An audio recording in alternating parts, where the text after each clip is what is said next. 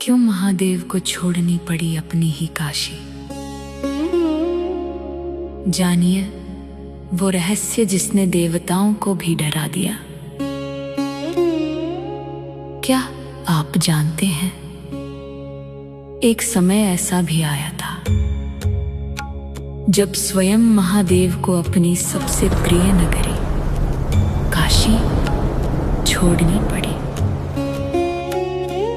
लेकिन क्यों? कौन थी वो शक्ति जिसके आगे महादेव भी झुक गए?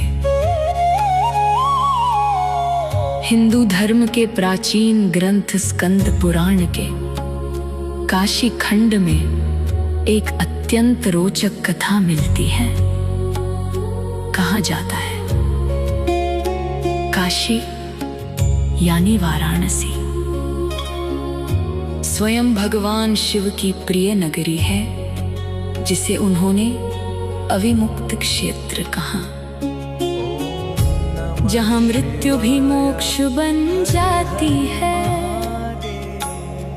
जहां हर सांस में हर हर महादेव गूंजता है। लेकिन एक समय ऐसा आया जब ये नगरी शिव से खाली हो गई। देवताओं में डर फैल गया, अगर काशी में महादेव नहीं रहेंगे तो इस पवित्र नगरी का क्या होगा। ब्रह्मांड में संतुलन बनाए रखने के लिए भगवान ब्रह्मा ने एक ऐसे महान राजा का चयन किया, रिपुंजय, जिन्हें आगे चलकर राजा दिवोदास कहा गया, जिनकी तपस्या अद्भुत थी और जिनका धर्म इतना निर्मल था कि वे स्वयं आदर्श का प्रतीक बन गए। दिवोदास एक अत्यंत धर्मनिष्ठ, न्यायप्रिय और आदर्श राजा थे। लेकिन उन्होंने एक महत्वपूर्ण शर्त रखी, मैं काशी का राजा तभी बनूंगा जब काशी में केवल मनुष्य ही रहेंगे, कोई देवता यहाँ हस्तक्षेप नहीं करेगा। अब प्रश्न उठता है, महादेव ने ये शर्त क्यों मानी? क्योंकि ये केवल एक राजा की इच्छा नहीं थी, ये एक ब्रह्मांडीय प्रयोग था। क्या मनुष्य बिना देवताओं के सहारे स्वयं धर्म का पालन कर सकता है और धर्म की रक्षा के लिए महादेव ने स्वयं ये शर्त स्वीकार की और काशी से दूर हो गए। सोचिए, जिस नगरी को शिव ने बसाया उसी से उन्हें दूर होना पड़ा।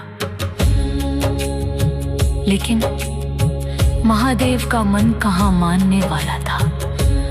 महादेव ने अपने गण, योगिनियां और विभिन्न देवताओं को भेजा, फिर 64 योगिनियां भेजी, यहाँ तक कि सूर्यदेव और ब्रह्मा भी भेजे गए।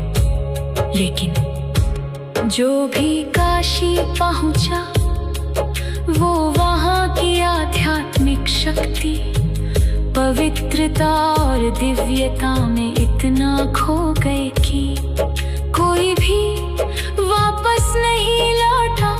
काशी इतनी अद्भुत थी कि देवता भी अपना कर्तव्य भूल गए और वापस लौटने की इच्छा ही नहीं हुई। ये दर्शाता है काशी केवल एक स्थान नहीं, बल्कि चेतना की एक उच्च अवस्था है। तब भगवान विष्णु ने एक योजना बनाई। उन्होंने एक काठ भिक्षु का रूप धारण किया और काशी में प्रवेश किया। माना जाता है कि उनका प्रवेश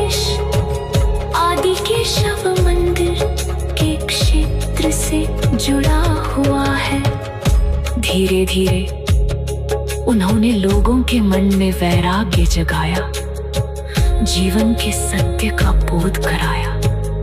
और फिर वो क्षण आया जब राजा दिवोदास को एहसास हुआ कि सत्ता, वैभव और आदर्श जीवन भी अंतिम सत्य नहीं है।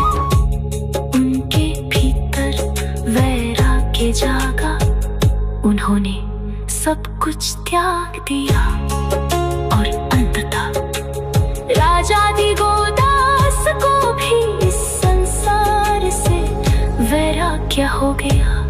जब उन्होंने काशी का त्याग किया और मोक्ष की ओर अग्रसर हुए, तभी वह शर्त समाप्त हुई जो देवताओं को रोक रही थी। और फिर महादेव अपने प्रिय काशी में लौट आए। कहा जाता है तभी से काशी को मोक्ष नगरी कहा जाता है, जहाँ मृत्यु भी अंत नहीं बल्कि मुक्ति का द्वार बन जाती है। क्योंकि जहाँ खुद महादेव रहने के लिए तरस जाएं, वो स्थान साधारण कैसे हो सकता है, कहा जाता है। तभी से काशी विश्वनाथ मंदिर शिव के पुनः आगमन का प्रतीक बना, जहां आज भी हर आत्मा मोक्ष की आशा लेकर आती है। यह सिर्फ एक कथा नहीं बल्कि जीवन का गहरा दर्शन है। धर्म केवल देवताओं के सहारे नहीं बल्कि मनुष्य के कर्मों से चलता है। जब राजा दिवोदास ने शर्त रखी कि काशी में कोई देवता हस्तक्षेप नहीं करेगा, तो ये केवल एक कहानी का मोड़ नहीं था, ये एक सिद्धांत था। इसका अर्थ है भगवान हमें स्वतंत्रता देते हैं ताकि हम खुद सही और गलत का चुनाव करें। अगर हर निर्णय में देवता हस्तक्षेप करेंगे तो कर्म का महत्व ही खत्म हो जाएगा। इसीलिए महादेव ने खुद पीछे हटकर ये दिखाया कि सच्चा धर्म तब होता है जब मनुष्य बिना किसी बाहरी दबाव के सही रास्ता चुने। भगवान हमारी जिंदगी को चलाते नहीं बल्कि हमें इतना जागरूक बनाते हैं कि हम खुद से ही रास्ता चुन सकें। जब मन शुद्ध हो जाए, कर्म सही हो जाए, तो हर जगह काशी बन जाती है और हर आत्मा शिव के करीब पहुंच जाती है।